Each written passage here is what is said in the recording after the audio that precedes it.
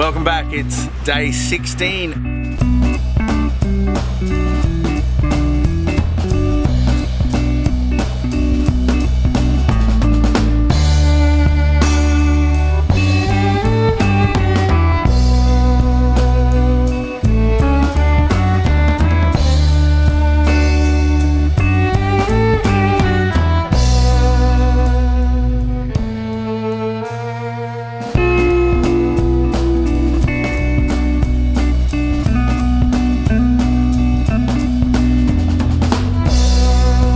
Today started very early, 1 a.m. in the morning.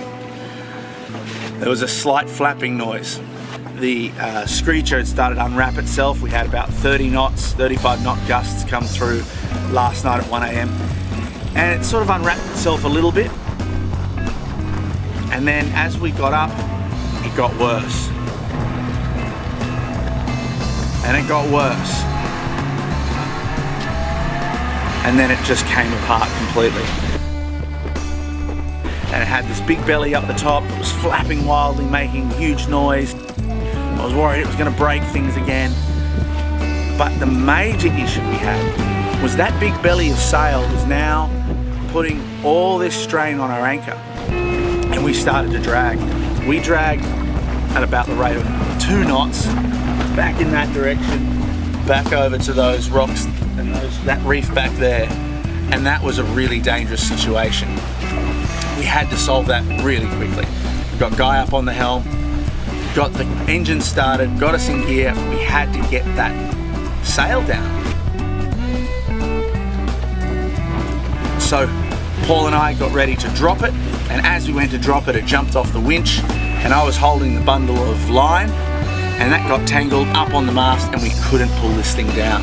I ended up having to cut it. But before we cut it, we tried to pull it down, and as we did that, another crazy thing happened.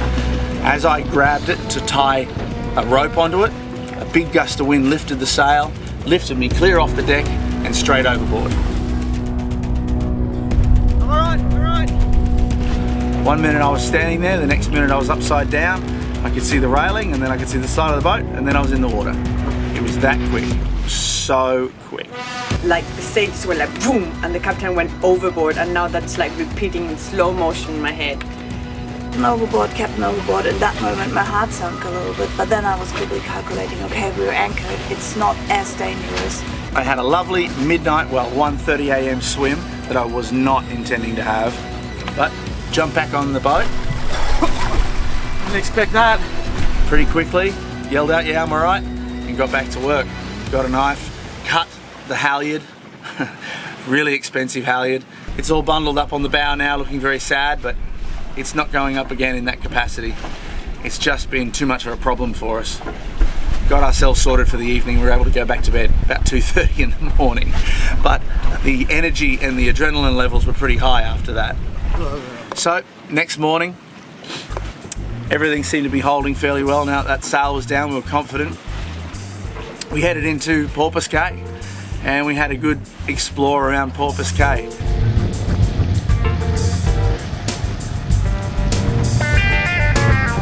The next thing I had to do on the island was get my drone up. Now famously my dad found these shipwrecks after only 15 minutes of actual diving.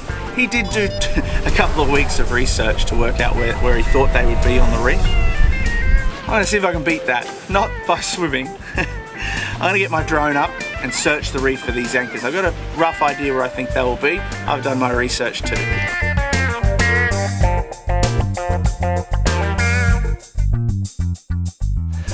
And it took me 6 minutes. I guess that does beat my dad's record of 15 minutes to find a wreck. Took me 6 minutes, and the anchor is sitting there on top of the reef, very sharp flukes on it, very A-frame type of flukes, which tells me that's early 1800s. So that's definitely the porpoise of the Cato. The porpoise is the one that came onto the reef further, so I'm pretty sure that's the wreck of the porpoise. Now, while I was on the island, we had Guy. He was cruising around with the metal detector, and there's a really good reason for that. He walks very slowly and can methodically check every little section, and he was searching around and found quite a few things. found something else. We're gonna go have a look.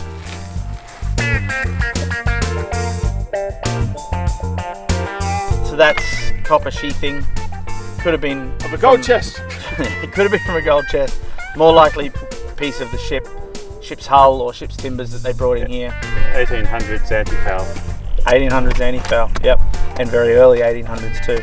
Now the quality of the copper is really poor. Yeah. Very early 1800s. Well, while all this is going on and we're searching for treasure, Gabby found her own little treasures. There's hermit crabs all over this island. She found this lovely little hermit crab that was very active, very loving, very loyal to her. But lucky for the crab, she left it on the island to have its own adventures on its coral paradise.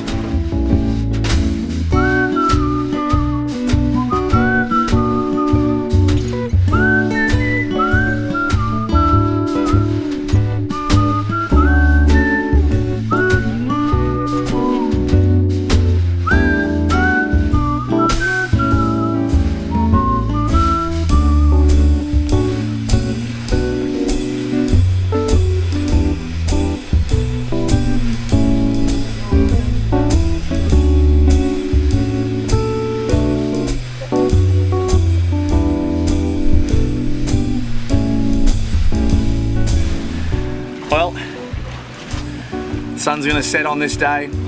Tomorrow, I'm gonna get out to those anchors, go exploring, go swimming, see what else I can find. It's really important for me. I want to get out there and actually see what these anchors look like when my dad first found them. This was my dad's first big, important historical find as far as shipwrecks go. So, look forward to seeing you tomorrow. It's the Barefoot Captain signing off.